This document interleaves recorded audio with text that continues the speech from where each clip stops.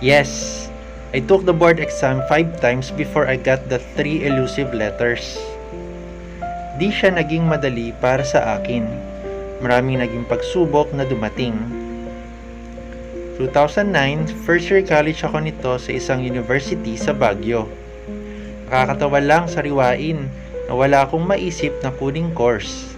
Kaya nung mismong araw ng enrollment, ewan ko ba kung bakit accountancy ang kinuha ko. I survived the first year pero napakalabo pa rin ang accounting sa akin. Kasing labo ko.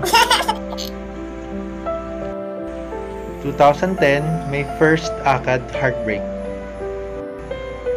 I fell short na makapasok sa BSA program ng school namin dahil bumaksak ako sa financial accounting.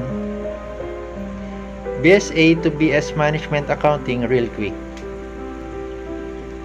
Ang sakit, bes. Kung kailan natutunan ko nang mahalin ang accountancy, ay doon naman niya ako iiwan. Dahil nga natanggal ako sa BSA program, ay nawalan na ako ng gana. Yung tipong chill-chill na lang at happy-go-lucky student.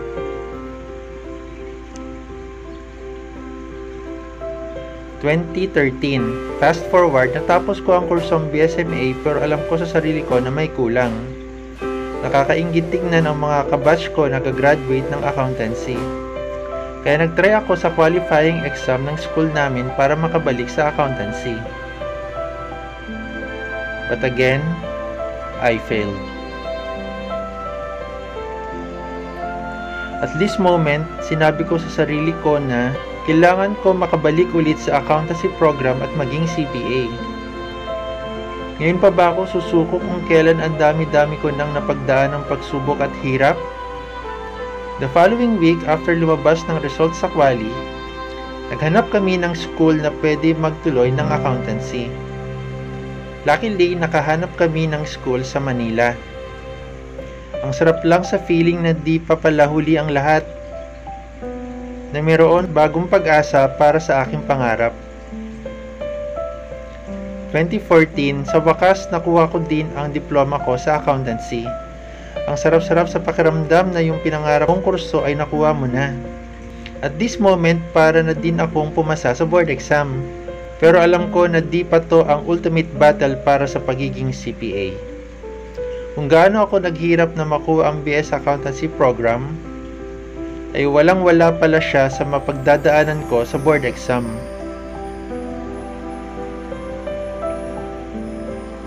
October 2014, first day ko, di ako pumasa.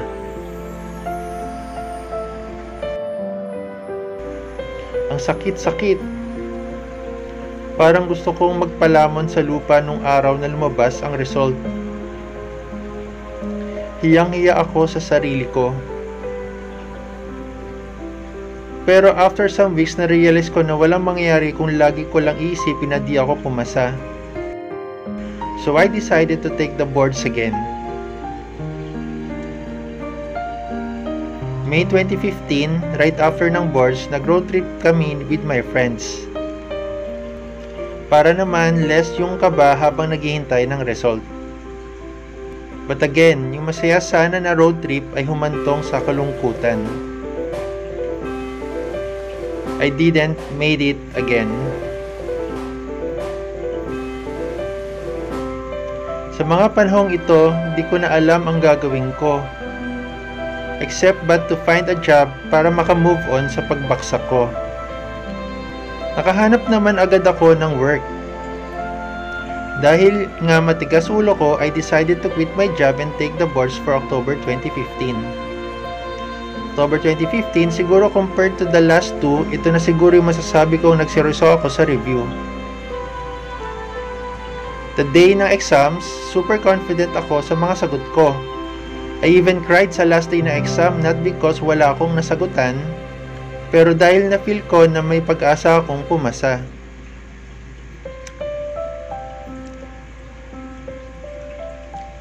But again, results came out and wala pa din name ko. Ang sakit-sakit na.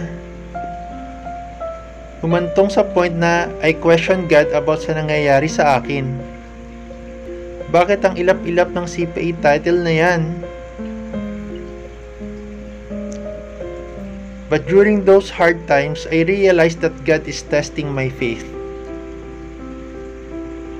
Alam ko na kapag tinanim ni God yung pangarap na yan sa puso mo, ibibigay at ibibigay niya yan, come what may.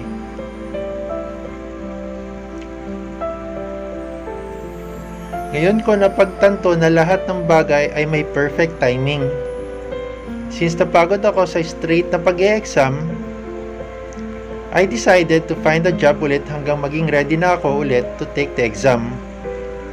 October 2016, since kaya ko namang pagsabihin ang work at review, I decided to enroll sa isang review center. Panggabi ako sa work, hapon ako sa review. Ganun ko kagustong gusto talaga maging CPA. Kaya kahit puyat na puyat ako from work, go lang ng go. Madalas tuloy, tulog ako sa review room. Result came out, pero mailap pa din talaga. For the fourth time, wala pa din ang pangalan ko sa list of passers. Manhid na siguro ako sa pang-apat ko na failure for my CPA dream. Wala na akong ma-feel.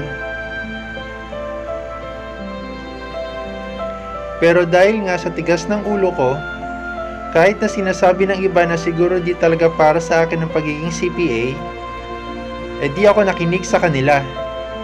Pinanghawakan ko ang faith ko kay God, na ibibigay niya ang desires ng aking puso in His perfect timing.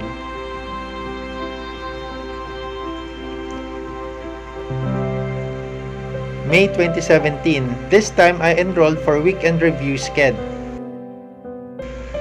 Di ko alam pero ang gaan-gaan ng feeling ko sa mga 6 na buwan na review na to. This time, pinaubaya ko na ang lahat sa kanya. Alam ko na I did my best. May 29, 2017, ewan ko ba kung nung araw na to super excited ako at kinakabahan at the same time. Excited ako dahil dadating ang mama ko from abroad. And kinakabahan dahil alam ko na ito ang araw ng labas ng result. 2 hours after namin nasundo ni Papa si Mama from airport, a friend called me and the rest is history. Iba pala ang feeling na marinig mo na CPA ka na. Para akong nanalo sa loto. Right after humagulgol na ako, pati si Mama at Papa, umiyak na din. At umiyak ako habang sinusulat ko to. That time, isa lang ang pumasok na reason kung bakit super na-delay ang CPA title ko. That time sa labas ang result sa unang 4 na exam, wala si Mama at Papa sa tabi ko. God really wants talaga na kasama ko sila at sila ang unang makaalam ng results from me. At masaksahan na din siguro ni Mama ang oath-taking ko. So, dinelay niya muna. Those times na I'm struggling, I realized that God is preparing something bigger for me. Those countless rejections, heartaches, and failures molded me to become stronger than I was before. Natuto akong lumaban sa buhay and it really helped me to fight for my CPA dream. Sabi ko nga sa inyo, lahat ng bagay may time.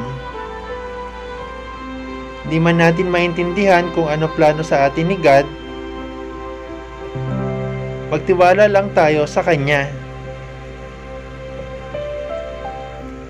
He knows better than us. I will forever be grateful to Him. Till now, pag naisip ko na CPA na ako, naiiyak pa din ako na kinikilig. To those future CPAs, you may start to doubt yourselves at this very moment, but always remember that with Him,